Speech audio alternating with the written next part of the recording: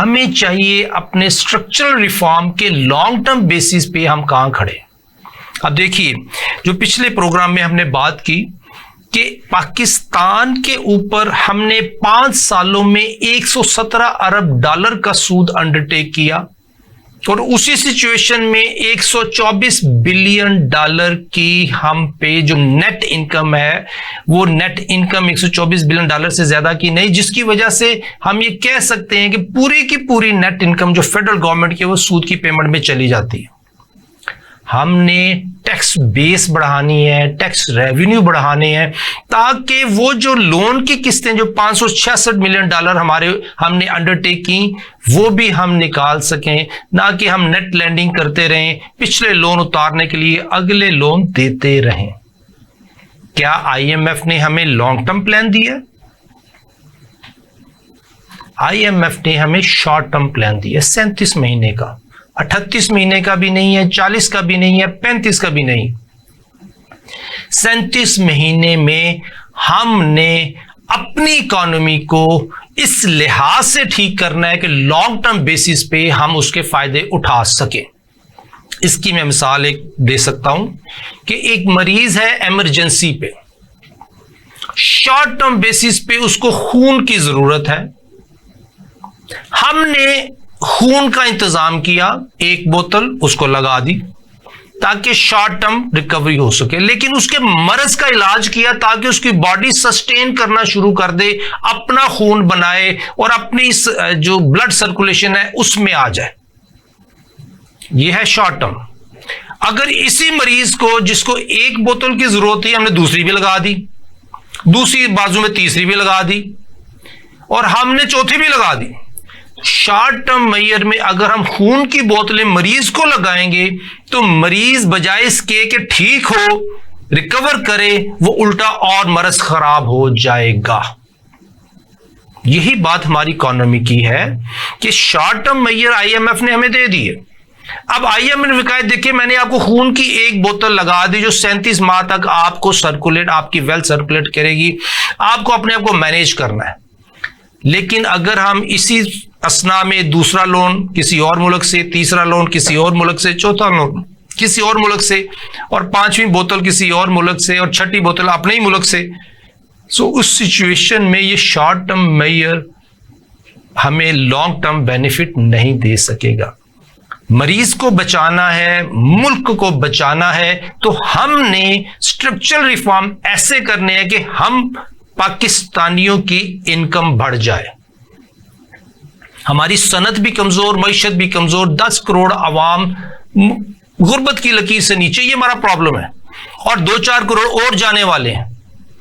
इस हुकूमत ने अभी जो औरंगजेब साहब की माशाल्लाह प्रोफेशनली उन्होंने, मैं इसके ऊपर एनालिसिस कर रहा था, मैं थोड़ा सा आपको शेयर करता हूं कि हम पाकिस्तानियों की नेट इनकम 2018, 19, 20, 21 में ये 2500 बिलियन से लेके 3700 बिलियन रही।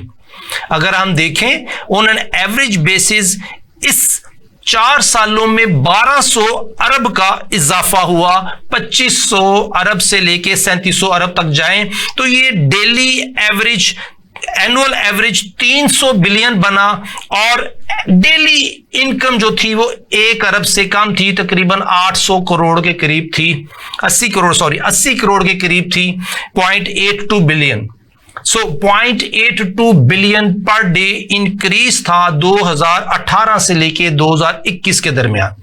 मोस्टली ये पीटीआई की हुकूमत थी उस वक्त, ये एक पॉइंट। उसके बाद पीडीएम हुकूमत आई, इन्होंने 3700 अरब से ये बढ़ाया और 4500 अरब किया नेट इनकम को और 4900 अरब 4900 बिलियन 2023 में किया। ये टोटल 1200 बिलियन डिफरेंस है इन 2 सालों में। और अगर एवरेज देखा जाए तो 650 billion average per annum increase था 2 सालों में। और अगर हम ये देखें डेली इंक्रीज, जो डेली इनकम इंक्रीज हुई वो 1.64 बिलियन हुई।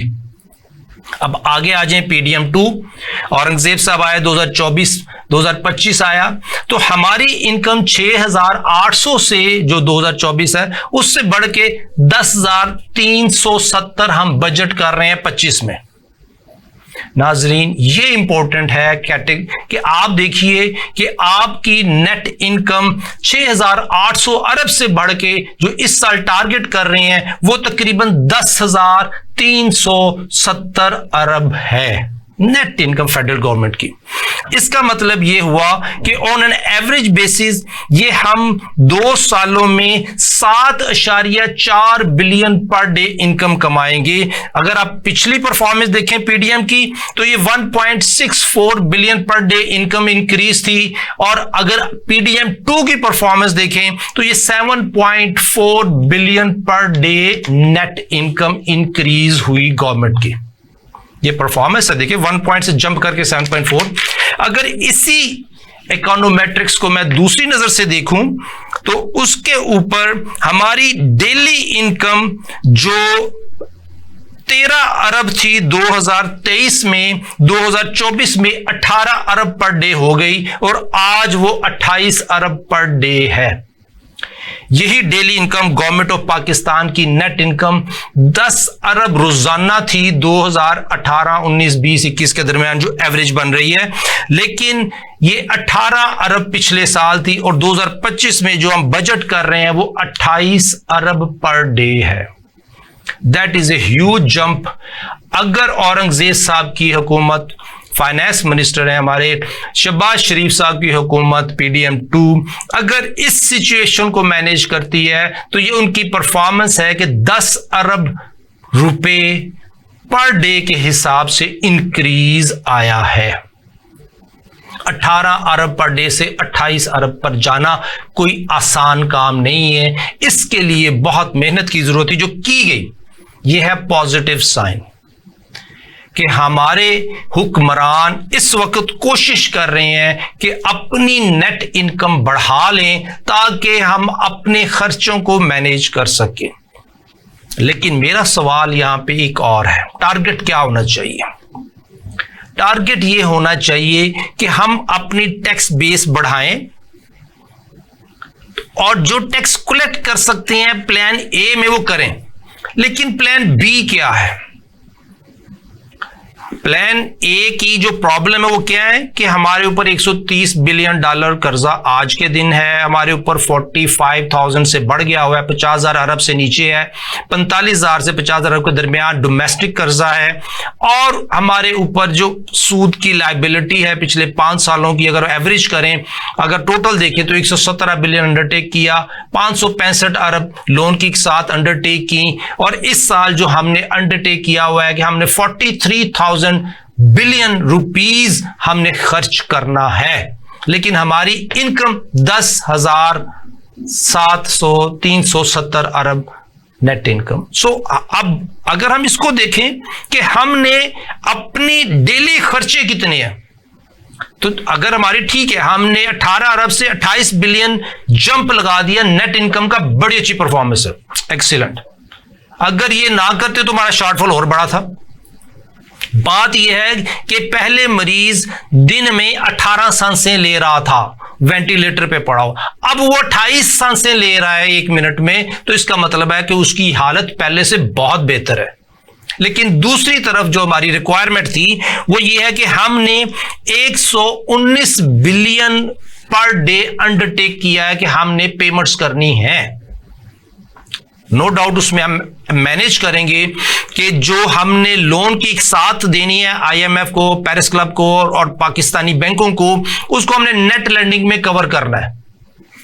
नेट लैंडिंग का मतलब यह है कि हमने जो कर्ज की किस्त देनी थी उसको रीस्केड्यूल कर लिया या उसको लेके वापस कर दिया, और कर्ज की जो किस्त है वो देनी नहीं पड़ी क्योंकि हमने बैंक को यह कहा कि ये जो कर्ज है, ये जो कर्ज अगले कर्ज के साथ एडजस्टमेंट कर दो, उसमें हमें बेनिफिट होगा। उससे ये 119 बिलियन डेली की जो हमारी रिक्वायरमेंट है वो कम होकर नीचे आ जाती है, जिसकी वजह से हमारा बजट डेफिसिट कम है।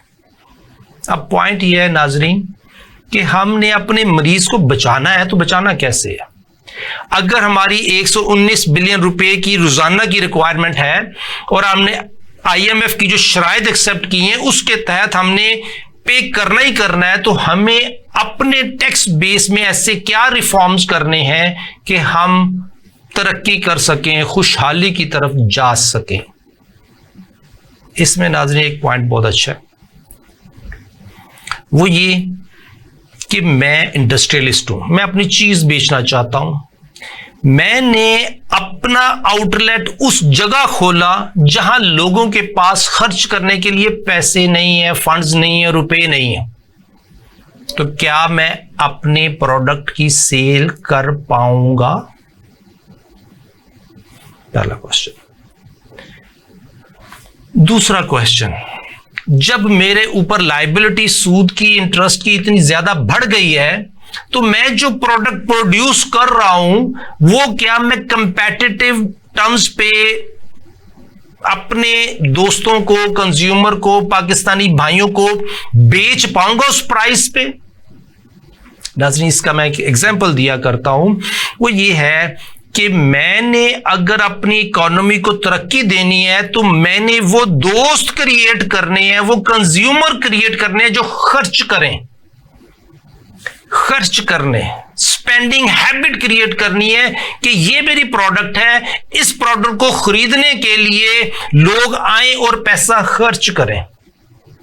ये है स्ट्रक्चरल रिफॉर्म कि अगर आज हमने कोई ऐसा रिफॉर्म कर दिया जिसमें हम पाकिस्तानियों को खर्च करने के ऊपर ले आए, जब वो खर्च करेंगे किसी इंडस्ट्रियल प्रोडक्ट पे, वो इंडस्ट्री की चीजें खरीदेंगे, कंज्यूम करेंगे, इंडस्ट्री चलेगी और इंडस्ट्री भी टैक्स देगी और जो खर्च कर रहा है वो भी टैक्स देगा, तो हमारा रेवेन्यू बढ़ जाएगा। इसका मतलब ये हुआ कि अगर पाकिस्तानियों में 10 करोड़ की आवाम पर कैपिटा इनकम उनकी लोएस्ट लेवल से भी नीचे है, तो वो इसका मतलब है वो 10 करोड़ तो खर्च करने के काबिल ही नहीं है जो 1 से 2 वक्त की रोटी के लिए काम कर रहे हैं। बाकी जो ऊपर 14 करोड़ बचते हैं, उसमें जो खवातीन को निकाल दें, जो घरेलू खवातीन है हमारी, उसमें जो बचते हैं 1 करोड़ ऊपर वाली लेयर निकाल दें, जो रूलिंग एलीट है, कैपिटलिस्ट एलीट है, तो बाकी जो लोग बचते हैं, क्या वो खर्च करने की पोजीशन में है? उनकी सेविंग क्या है, उनकी स्पेंडिंग क्या है, वो टैक्स कितना दे रहे हैं, वो खर्च कितना कर रहे हैं? तो हमें स्ट्रक्चरल रिफॉर्म एक काम के लिए लाना है कि मेरा कैमरामैन, मेरा प्रोड्यूसर, इस ऑफिस में काम करने वाला, वो लोएस्ट लेवल का क्लर्क से लेके जीएम तक, उन तमाम की स्पेंडिंग पावर बढ़ा दें, उन तमाम की इनकम बढ़ा दें। जब इनकम बढ़ जाएगी वो खर्च करेंगे, इकोनॉमी आगे चली जाएगी। हमारे ऊपर जो 2000 से लेके 2024 तक पॉलिसीज रही हैं, स्पेशली अगर हम 1950 से लेके 2000 तक की पॉलिसीज की बात करें, इन पॉलिसीज में जो लैंडिंग हैबिट थी, जो स्पेंडिंग हैबिट थी, आप देखें वो ग्रेजुअली डिक्रीज होती जा रही है। क्यों? क्योंकि हर आने वाले वक्त में हमारे ऊपर जो पाकिस्तानियों के ऊपर कर्ज चढ़ा हुआ था, जो कर्ज हुआ है हमारे ऊपर, जो हमने देना है, वो सूद समेत बढ़ता जा रहा है, जिसकी वजह से पाकिस्तानियों की जो खर्च करने की जो है सकत, इस्तिताअत, वो खत्म होती जा रही है। सो स्ट्रक्चरल रिफॉर्म ये है कि अगर हमने $119 बिलियन पर डे पे करना है, तो $119 बिलियन पर डे हमने प्रॉफिट कमाना है। गवर्नमेंट ऑफ पाकिस्तान ने ये क्रिएट करना है एनवायरमेंट, एटमॉस्फेयर, कि हम $119 बिलियन अगर डिमांड्स ऑफ ग्रांट्स 2024-25 के तहत हमने अंडरटेक किया, तो हमने वो कमाना है। इस औरंगजेब साहब की मिनिस्ट्री ऑफ फाइनेंस की और शहबाज शरीफ साहब की, देखें, जो पेशेंट जो मिलता है, डॉक्टर का काम है कि जो पेशेंट सामने है उसकी मर्ज को देखते हुए, उसके मर्ज को देखते हुए, उसकी सिचुएशन को देखते हुए उसने डिसीजन लेने हैं कि हमने इसको बचाना है और एक एक करके सी चीजें ठीक करनी है।